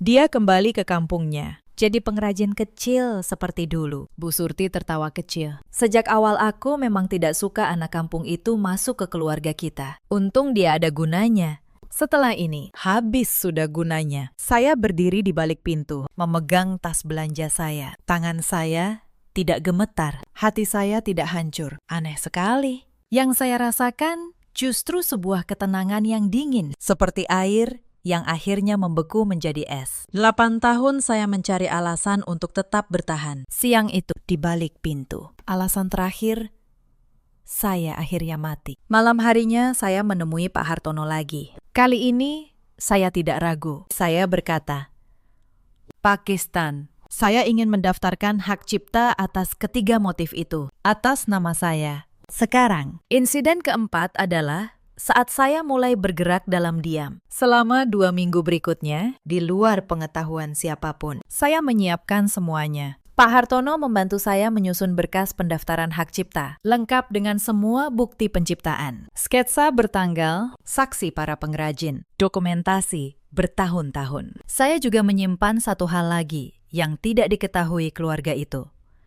Sebuah surat dari pihak pembeli Jepang. Ternyata perusahaan Jepang itu, sebelum mengirim penawaran resmi, pernah mengirim email langsung kepada saya. Mereka memuji motif senja tua dan menyebut nama perancangnya, yaitu saya. Karena nama saya tercantum di kartu kecil yang selalu saya selipkan di setiap kain ekspor. Email itu masih tersimpan. Bukti hitam di atas putih bahwa pembeli mengenal saya, bukan Nindya, bukan Bu Surti. Saya tidak memberitahu siapapun. Saya tetap menuang teh. Tetap membawa nampan. Tetap menundukkan kepala saat Bu Surti menyebut karya saya sebagai warisan keluarganya. Tapi di dalam, saya sudah menjadi orang yang berbeda. Mungkin Anda bertanya, mengapa saya bertahan begitu lama? 8 tahun bukan waktu yang singkat. Izinkan saya menjelaskan. Bukan untuk mencari pembelaan, tapi karena saya tahu di luar sana ada banyak perempuan yang terjebak dalam alasan yang sama. Pada tahun pertama pernikahan, saya masih percaya keluarga itu hanya butuh waktu untuk menerima saya. Saya pikir kalau saya bekerja cukup keras, kalau saya cukup berguna, suatu hari mereka akan melihat saya sebagai anak, bukan pekerja. Maka saya bekerja. Saya bangun sebelum subuh, menyalakan kompor lilin, menyiapkan bahan untuk para pengrajin. Saya tidur paling akhir, setelah memastikan setiap kain selesai sesuai standar yang saya tetapkan sendiri. Pada tahun ketiga, koleksi pertama saya, motif embun pagi, terjual habis dalam 2 minggu. Untuk pertama kalinya dalam 5 tahun. Rumah Batik Wirakusuma mencetak untung besar. Malam itu, saya berharap setidaknya ada ucapan terima kasih. Yang saya dapat justru sebaliknya. Bu Surti berkata kepada para tamu bahwa keberuntungan keluarga sedang kembali. Keberuntungan, seolah motif yang saya rancang selama berbulan-bulan itu turun dari langit. Bukan lahir dari jari-jari saya yang melepuh karena lilin panas. Saya menelan kekecewaan itu. Saya bilang pada diri sendiri, tidak apa-apa. Yang penting, karya saya hidup. Yang penting, ada yang memakai dan mencintainya. Saya keliru menganggap kerendahan hati sebagai kebajikan. Padahal yang saya lakukan sebenarnya adalah membiarkan diri saya dihapus sedikit demi sedikit. Pada tahun kelima, Nindya pulang dari luar negeri. Dia gagal dalam usahanya membuka bisnis sendiri. Dan Bu Surti memutuskan menempatkannya di rumah batik sebagai wajah baru perusahaan. Sejak hari itu, hidup saya berubah menjadi lebih kelam. Nindya tidak pernah belajar membatik, tapi dia pandai berbicara, pandai berfoto, dan paling pandai membuat orang percaya bahwa dialah otak di balik semua keindahan itu. Setiap koleksi baru yang saya rancang, dia yang mengumumkannya. Setiap pujian yang datang, dia yang menerimanya. Saya menjadi bayangan di rumah saya sendiri. Saya ingat satu peristiwa yang masih terasa perih sampai hari ini. Saat itu, sebuah majalah ternama datang meliput. Mereka ingin memotret sang perancang motif akar langit. Koleksi yang waktu itu sedang viral. Saya sudah bersiap mengenakan kebaya terbaik saya. Karena untuk sekali ini, saya berharap bisa berdiri di depan. Tapi Bu Surti menarik lengan saya di dapur dan berkata, biar Nindya saja. Kau urus konsumsinya. Dan di halaman majalah itu, di bawah foto kain yang saya rancang dengan seluruh jiwa saya, tertulis nama Nindya sebagai penciptanya. Saya menyimpan majalah itu, bukan untuk dikenang dengan bangga, tapi sebagai pengingat. Pengingat bahwa suatu hari, kebenaran harus dikembalikan ke tempatnya. Ada satu insiden lagi yang harus saya ceritakan, karena inilah yang akhirnya membuka mata saya tentang siapa Mas Damar sebenarnya. Suatu malam, sekitar 2 tahun sebelum perceraian, saya jatuh sakit. Demam tinggi, badan menggigil. Saya sudah bekerja tanpa henti selama berminggu-minggu menyelesaikan pesanan besar. Malam itu saya hampir tidak bisa bangun dari tempat tidur. Tapi pagi harinya ada pengiriman penting yang harus saya awasi sendiri. Karena hanya saya yang tahu cara memeriksa kualitas warna. Saya meminta Mas Damar menundanya 1 hari. Hanya 1 hari. Supaya saya bisa pulih. Dia menatap saya, lalu berkata, "Rani, pesanan ini penting. Ibu sudah janji ke pembeli. Kau bisa kan? Sebentar saja." Dia tidak bertanya bagaimana keadaan saya. Dia tidak menyentuh dahi saya. Dia hanya memikirkan pesanan. Pagi itu, dengan tubuh yang masih demam, saya berdiri di ruang produksi, memeriksa setiap helai kain. Sementara Nindya berfoto di depan hasil kerja saya untuk media sosialnya. Saat itulah saya sadar, di rumah ini saya lebih dihargai sebagai mesin daripada sebagai manusia. Dan Mas Damar, lelaki yang berjanji menjaga saya, adalah orang pertama yang lupa bahwa saya juga bisa lelah, bisa sakit, bisa hancur. Sejak malam itu, sesuatu di dalam saya mulai berubah. Saya berhenti berharap. Dan ketika seseorang berhenti berharap, dia mulai berpikir jernih. Saya mulai menyimpan semua bukti karya saya dengan rapi. Saya memberi tanggal pada setiap sketsa. Saya menyimpan email-email dari pembeli. Saya merekam diri saya sendiri saat melatih para pengrajin meracik warna. Saya tidak tahu kapan saya akan membutuhkannya. Tapi saya tahu, suatu hari, semua ini akan menjadi penyelamat saya. Saya juga diam-diam mengubah formula pewarna andalan saya. Yang saya tulis di buku catatan hanyalah versi lama. Versi yang menghasilkan warna mendekati, tapi tidak sempurna. Versi yang sempurna, dengan takaran dan teknik yang sebenarnya, hanya ada di kepala saya. Bukan karena saya curiga waktu itu, tapi karena naluri seorang pengrajin selalu menjaga rahasia tangannya, naluri itu kelak menyelamatkan saya. Itulah sebabnya ketika buku catatan saya dicuri, saya tidak panik karena yang mereka curi hanyalah kulit. Isinya jiwa dari warna itu tidak pernah bisa mereka rampas. Mari saya kembali ke rangkaian peristiwa menjelang malam itu, karena masih ada hal-hal yang membuat hati saya semakin yakin dengan keputusan yang akan saya ambil. Seminggu sebelum jamuan besar, saya mendengar Bu Surti dan Nindya berbicara dengan seorang pengacara keluarga. Mereka sedang menyiapkan strategi agar setelah saya menandatangani surat penyerahan karya, saya tidak bisa menuntut apapun di kemudian hari. Mereka bahkan sudah menyiapkan sejumlah uang, 200 juta rupiah, untuk diberikan kepada saya sebagai tanda terima kasih sekaligus pembungkam. 200 juta. Itulah harga yang mereka tetapkan untuk 8 tahun hidup saya. Untuk 3 koleksi yang menyelamatkan perusahaan mereka. Untuk formula yang nilainya tak terhingga. Saya mendengar itu, dan saya hanya bisa tersenyum getir. Karena mereka benar-benar tidak mengerti. Mereka pikir karya seni bisa dibeli seperti membeli kain meteran di pasar. Saya tidak mengambil uang itu. Saya tidak akan pernah menjual nama nenek saya, nama tangan saya, dengan harga apapun. Ada juga satu pengrajin muda bernama Sari yang masih sangat menghormati saya. Suatu hari dia datang menangis, bercerita bahwa Nindya memarahinya di depan umum karena hasil pewarnaan yang katanya jelek. Padahal, kata Sari, dia hanya mengikuti catatan formula yang salah, yang dicuri dari buku saya. Saya memeluknya. Saya bilang, "Bukan salahmu, Nak. Warna yang benar tidak ada di buku itu." Sari menatap saya bingung. Tapi malam itu, saya tahu ketika waktunya tiba, para pengrajin akan tahu di pihak siapa kebenaran berada. Setiap insiden itu, setiap penghinaan kecil, setiap kebohongan yang mereka bangun, semuanya menumpuk seperti bata yang menyusun sebuah dinding. Dan di balik dinding itu, saya menyiapkan diri, bukan untuk balas dendam, tapi untuk merebut kembali sesuatu yang lebih berharga dari apapun. Martabat saya, 3 hari sebelum jamuan, terjadi sesuatu yang membuat kepanikan di rumah Wirakusuma semakin menjadi-jadi. Pihak Jepang mengirim sampel kain yang mereka inginkan sebagai patokan akhir. Mereka meminta Wirakusuma memproduksi 1 lembar contoh dengan kualitas yang persis sama untuk diperiksa sebelum kontrak ditandatangani. Ini ujian terakhir dan tanpa formula yang benar. Ujian itu mustahil dilewati. Nindya,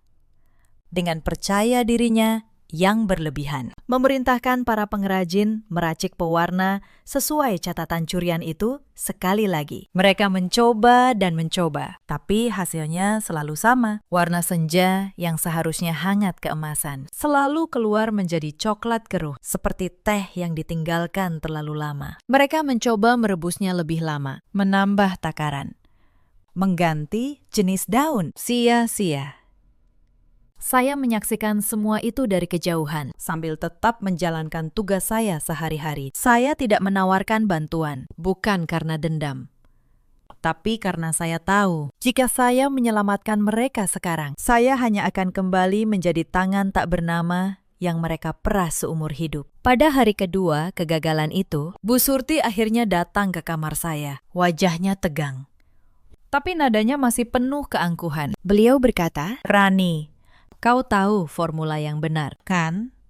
Ajarin Nindya, demi nama baik keluarga, demi suamimu." Saya menatap beliau lama. Lalu, saya bertanya dengan tenang, "Bu, kalau saya yang membuat warnanya, apakah nama saya akan disebut?" Beliau terdiam, lalu menjawab dengan jujur yang menyakitkan, "Untuk apa? Kau kan bagian dari keluarga. Yang penting, perusahaan selamat." Saya tersenyum.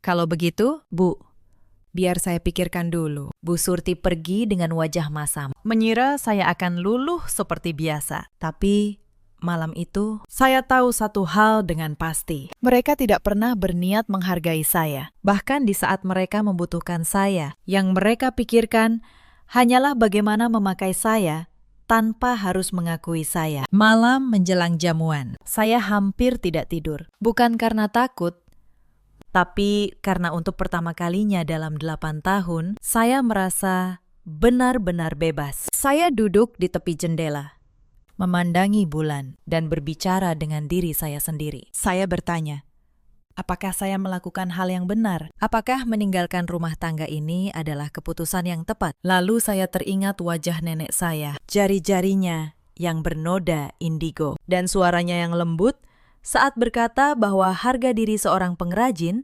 terletak pada kejujuran tangannya. Saya teringat diri saya 8 tahun lalu, perempuan muda yang penuh mimpi, yang percaya bahwa cinta cukup untuk membuat sebuah keluarga menerimanya. Perempuan itu sudah tiada. Yang tersisa adalah saya yang lebih kuat, lebih tenang, dan akhirnya lebih jujur pada diri sendiri. Saya memikirkan masa depan. Saya tidak punya rumah mewah lagi. Saya tidak punya nama besar di belakang saya. Saya hanya punya tangan saya, kepala saya, dan beberapa pengrajin setia yang percaya pada saya. Tapi anehnya, itu sudah lebih dari cukup. Karena untuk pertama kalinya, semua yang saya miliki benar-benar milik saya. Saya juga memikirkan Mas Damar. Saya mencoba mengingat kapan terakhir kali dia membela saya. Kapan terakhir kali dia berdiri di antara saya dan keluarganya. Dan berkata, cukup.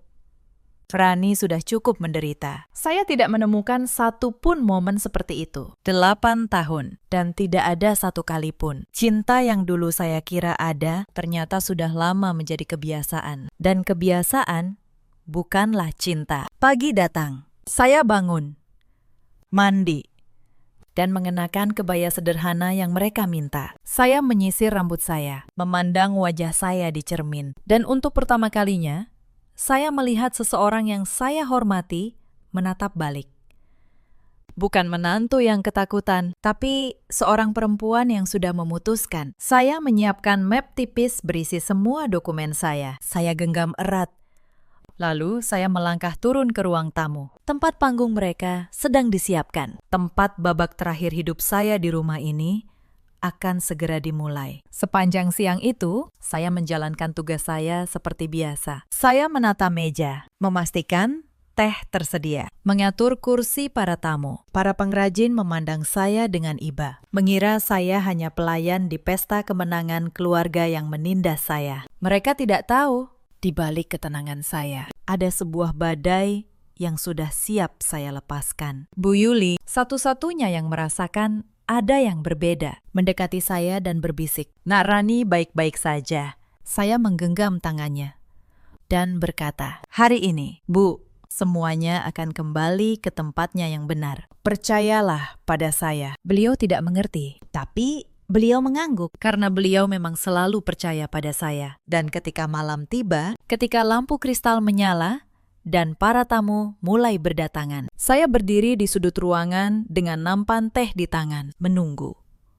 Menunggu saat yang tepat. Menunggu kebenaran yang sudah terlalu lama di penjara. Akhirnya menemukan jalan keluarnya. Ada satu peristiwa lagi di hari-hari menjelang jamuan yang membuat saya semakin yakin bahwa kebenaran tidak bisa selamanya dikubur. Nindya, yang mulai putus asa karena formula curian itu tak kunjung berhasil, mencoba cara lain. Dia mendekati salah satu pengrajin senior, seorang lelaki tua bernama Pak Karto, yang sudah ikut sejak zaman kakek Mas Damar. Nindya menawarkan uang kepada beliau agar mau membocorkan rahasia warna. Kalau-kalau Pak Karto pernah melihat saya bekerja dan mengingat takarannya. Pak Karto datang menemui saya keesokan harinya. Beliau bercerita dengan suara bergetar, bukan karena takut, tapi karena marah. "Nak Rani," katanya, "saya sudah tua, tapi saya tidak akan menjual harga diri saya. Mereka kira semua orang bisa dibeli. Mereka lupa ada hal yang lebih mahal dari uang." Saya menggenggam tangan beliau yang keriput, dan untuk kesekian kalinya saya sadar kesetiaan sejati tidak lahir dari uang, melainkan dari rasa hormat yang membuat saya terharu. Pak Karto bahkan tidak tahu formula yang benar. Tidak ada satu pengrajin pun yang tahu, karena saya selalu meracik bagian terpenting dari pewarna itu sendirian, di ruang kecil saya, jauh dari mata siapapun. Bukan karena saya tidak percaya pada mereka, tapi karena, seperti kata nenek saya, ada rahasia yang harus dijaga seorang pengrajin sampai dia yakin pada siapa harus mewariskannya. Peristiwa kecil itu menjadi bukti terakhir bagi saya. Bukti bahwa keluarga Wirakusuma dalam keputusasaan mereka bersedia melakukan apa saja untuk merampas apa yang bukan milik mereka. Mereka mencuri buku catatan. Mereka menyiapkan surat penyerahan paksa. Mereka menyiapkan uang pembungkam. Dan kini, mereka mencoba menyuap pengrajin tua yang setia. Semuanya hanya untuk menghindari satu hal sederhana yang sebenarnya mereka bisa lakukan sejak awal. Mengakui saya dan menghargai saya. Tapi kesombongan memang punya harga. Dan malam jamuan itu, mereka akan membayarnya dengan lunas. Saya juga ingat, di sela-sela hari yang menegangkan itu, saya sempat menelpon ibu saya di kampung. Saya tidak menceritakan semua kesulitan saya, karena saya tidak ingin beliau cemas. Tapi saya berkata satu hal. Saya bilang, "Bu, sebentar lagi Rani akan punya tempat sendiri. Tempat di mana karya Rani dihargai." Ibu saya dengan suara teduhnya hanya berkata, "Nenekmu pasti bangga, Nak." Kain yang jujur memang selalu menemukan jalannya pulang. Kalimat itu, kalimat yang sama yang pernah diucapkan nenek saya, menjadi pegangan saya melewati malam terberat sekaligus paling membebaskan dalam hidup saya. Insiden kelima terjadi seminggu menjelang pertemuan besar dengan pembeli Jepang. Keluarga Wirakusuma memutuskan menggelar jamuan megah di Rumah Menteng. Mereka mengundang relasi bisnis, kolega lama, bahkan beberapa wartawan media gaya hidup. Tujuannya jelas. Mereka ingin memamerkan kontrak ekspor itu seolah-olah itu buah dari kejeniusan keluarga mereka. Dan mereka ingin Nindya berdiri di tengah panggung sebagai sang perancang. Saya diberitahu peran saya malam itu, bukan sebagai perancang, bukan sebagai tamu. Saya diminta membantu di dapur dan menyajikan minuman. Bu Surti berkata dengan senyum yang dingin, "Kau lebih cocok di belakang, Rani. Biar Nindya yang tampil. Dia kan wajah Wirakusuma." Saya hanya mengangguk. "Baik, Bu." Saya tidak protes, saya tidak menangis. Karena saya tahu malam itu bukan panggung mereka. Itu panggung saya. Mereka hanya belum tahu. Insiden keenam adalah hari ketika rencana mereka mulai retak tanpa mereka sadari. 2 hari sebelum jamuan, pihak Jepang mengirim pesan. Mereka ingin memastikan satu hal sebelum menandatangani kontrak. Mereka meminta bertemu langsung dengan perancang motif senja tua untuk membahas detail teknis pewarna yang tidak bisa dijelaskan orang lain. Mereka menulis dalam bahasa yang sopan namun tegas bahwa keaslian formula adalah syarat mutlak kontrak. Bu Surti panik.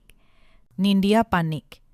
Karena mereka tahu Nindya tidak akan bisa menjawab satupun pertanyaan teknis. Dia tidak tahu suhu air yang tepat, tidak tahu berapa lama daun harus difermentasi, tidak tahu mengapa warna bisa berubah jika kelembapan salah. Maka mereka kembali kepada saya. Kali ini dengan nada manis yang menjijikan. Nindya datang ke dapur, tersenyum, dan berkata, "Mbak Rani, nanti saat pertemuan, Mbak bantu jelaskan teknisnya ya, tapi biar aku yang bicara di depan. Mbak cukup berdiri di samping, bisik-bisik ke aku kalau ada yang sulit." Saya menatapnya. Perempuan yang 2 minggu lalu menertawakan saya dari balik pintu, kini meminta saya menjadi suara di balik bibirnya. Saya hampir tertawa, tapi saya hanya berkata, "Tentu, Nindya, aku akan jelaskan semua yang perlu mereka tahu." Dan saya memang berniat menjelaskan semuanya. Hanya saja, tidak dengan cara yang mereka bayangkan. Insiden ke-7.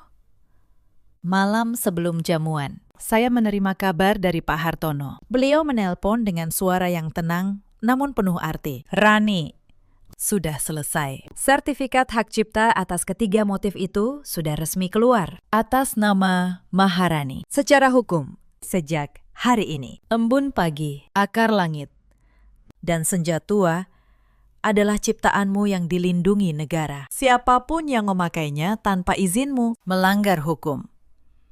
Saya memejamkan mata. 8 tahun. 8 tahun karya saya berjalan di bawah nama orang lain. Malam itu, untuk pertama kalinya, ia kembali pulang ke pangkuan penciptanya. Saya juga sudah berbicara dengan pihak Jepang secara langsung, lewat email pribadi. Saya jelaskan dengan jujur dan profesional bahwa sayalah perancang dan pemegang formula, dan bahwa saya bersedia melanjutkan kerjasama, tapi dengan kejelasan hukum tentang siapa pemilik karya. Mereka membalas dengan satu kalimat yang membuat saya tahu semuanya akan baik-baik saja. Mereka menulis bahwa mereka selalu menghargai pencipta sejati dan bahwa kontrak hanya bernilai jika dibuat dengan orang yang benar. Puncak malam itu tiba ketika perwakilan dari perusahaan Jepang datang. 3 orang berjas rapi masuk ke ruangan. Seluruh tamu bertepuk tangan. Bu Surti bangkit menyambut mereka dengan senyum termanisnya. Nindya bergegas maju,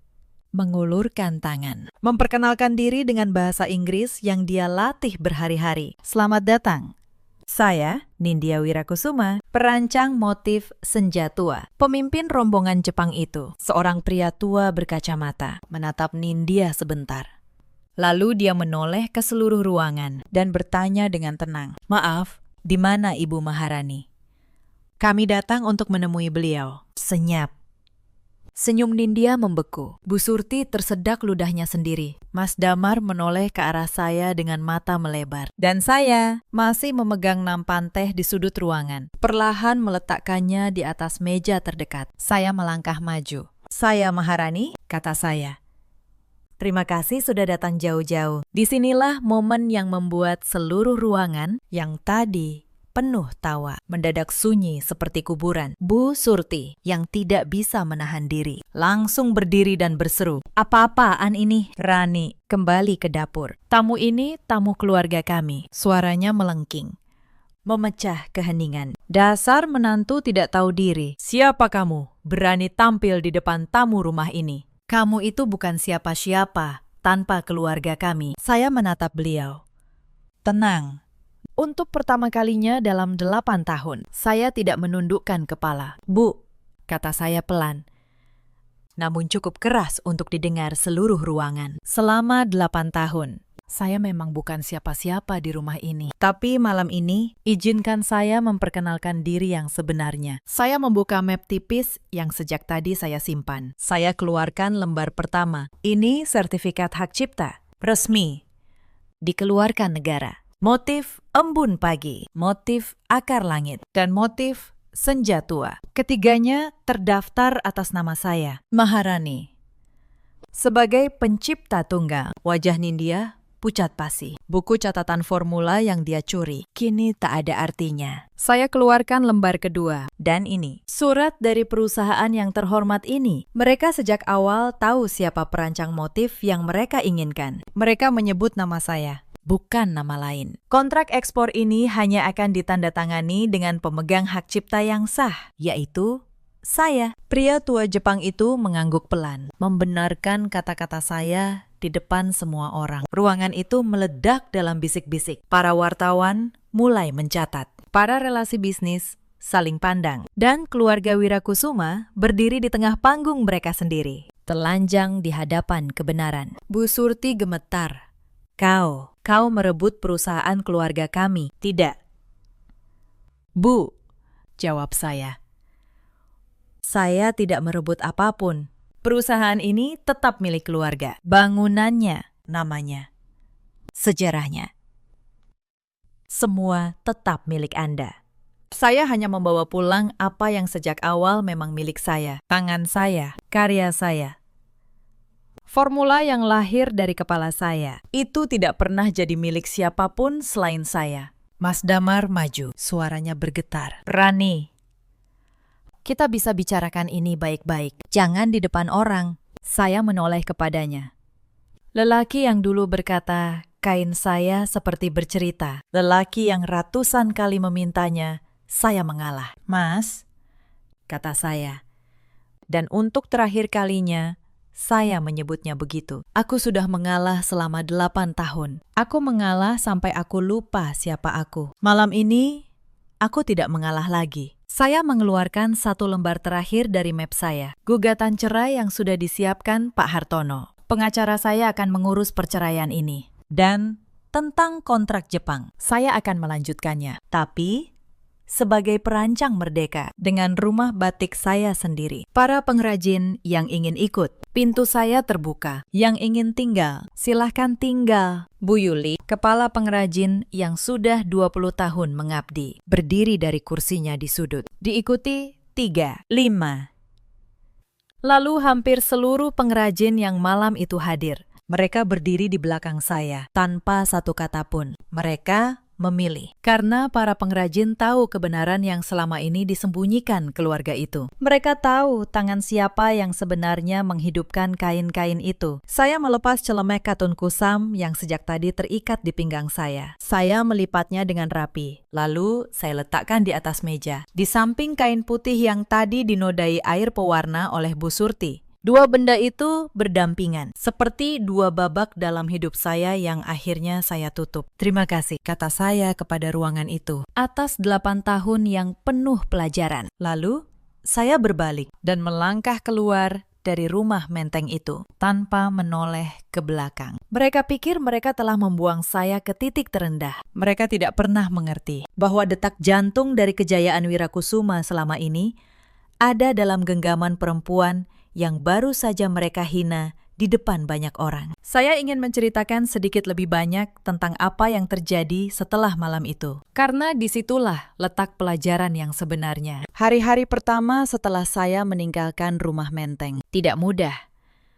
Saya tinggal sementara di rumah seorang sahabat lama di Bandung. Dengan koper berisi pakaian seadanya dan satu map dokumen yang menjadi harta paling berharga saya. Saya tidak punya modal besar. Saya tidak punya bangunan megah. Yang saya punya hanyalah nama yang sudah saya pertaruhkan dan kepercayaan dari segelintir pengrajin yang memilih mengikuti saya. Tapi kabar tentang malam itu menyebar lebih cepat dari yang saya kira. Para wartawan yang hadir di jamuan menuliskan kisahnya. Bukan kisah tentang kontrak besar, melainkan kisah tentang seorang perancang yang selama bertahun-tahun karyanya diklaim orang lain, dan akhirnya berdiri membela dirinya sendiri. Kisah itu menyentuh banyak orang. Pesan-pesan dukungan berdatangan dari perempuan-perempuan yang merasa pernah berada di posisi saya. Perusahaan Jepang itu menepati janjinya. Mereka menghubungi saya secara resmi dan menyatakan ingin melanjutkan kerjasama langsung dengan saya sebagai pemegang hak cipta. Mereka berkata dalam pesan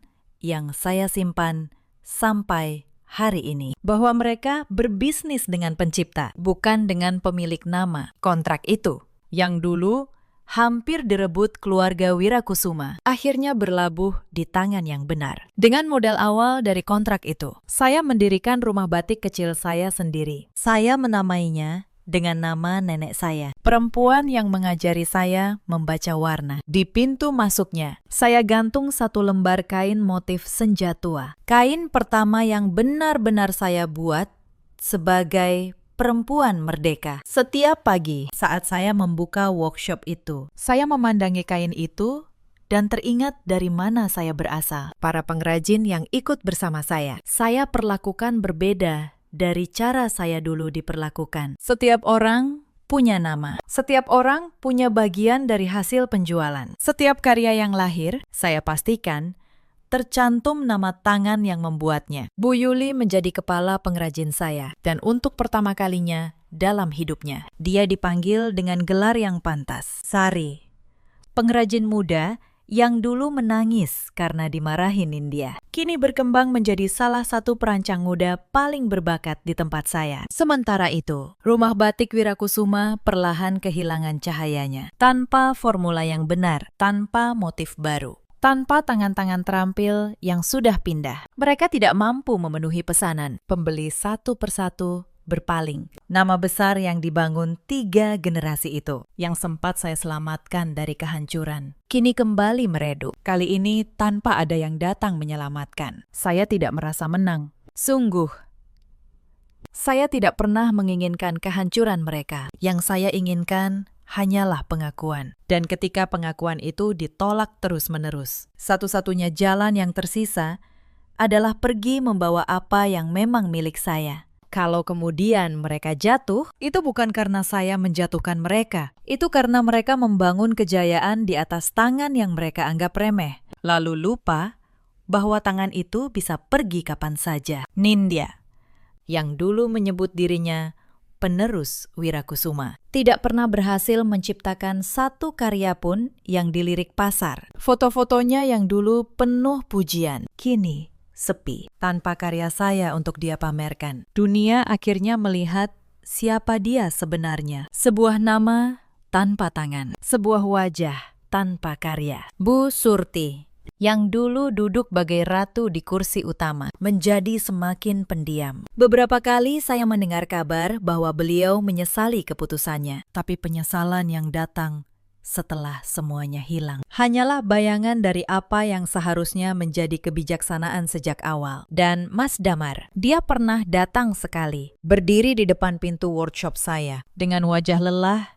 dan penyesalan yang terlambat. Dia berkata bahwa dia baru menyadari betapa berharganya saya, betapa banyak yang telah dia abaikan. Saya mendengarkannya dengan tenang. Saya tidak marah, saya hanya menatapnya dan berkata bahwa beberapa hal sekali patah tidak bisa disambung kembali. Saya menawarinya teh.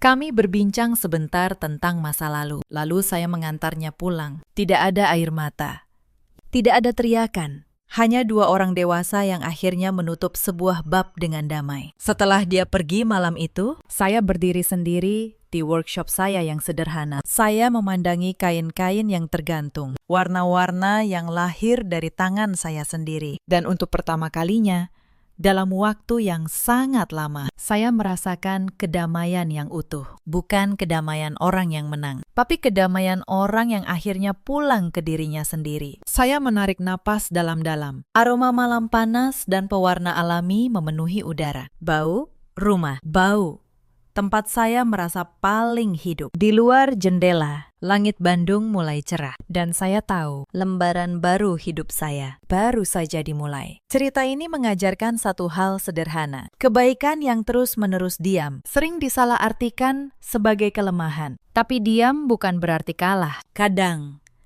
diam adalah cara seseorang menabung kekuatan. Sampai tiba saatnya berdiri. Di luar sana, ada banyak perempuan seperti saya dulu. Perempuan yang karyanya diakui orang lain. Yang pengorbanannya dianggap kewajiban. Yang diamnya diinjak-injak. Jika Anda salah satunya, ingatlah. Nilai Anda tidak ditentukan oleh seberapa keras orang lain mencoba mengecilkannya. Ada juga banyak suami seperti Mas Damar. Lelaki yang tahu mana yang benar, tapi memilih diam demi kenyamanan. Ketahuilah, diam di depan ketidakadilan adalah bentuk pengkhianatan yang paling halus. Dan ada pula para ibu mertua yang takut kehilangan kuasa. Sampai lupa bahwa rumah yang dibangun di atas penindasan tidak akan pernah benar-benar berdiri kokoh. Dalam hidup, kita semua punya pilihan. Pilihan untuk terus menunduk, atau pilihan untuk akhirnya berdiri tegak dan berjalan di atas kaki kita sendiri. Saya memilih berdiri, dan saya tidak pernah menyesalinya. Bagaimana dengan Anda? Jika kisah ini menyentuh hati Anda, ceritakan kisah kalian di kolom komentar. Terima kasih sudah menemani saya sampai akhir. Sampai jumpa di cerita berikutnya.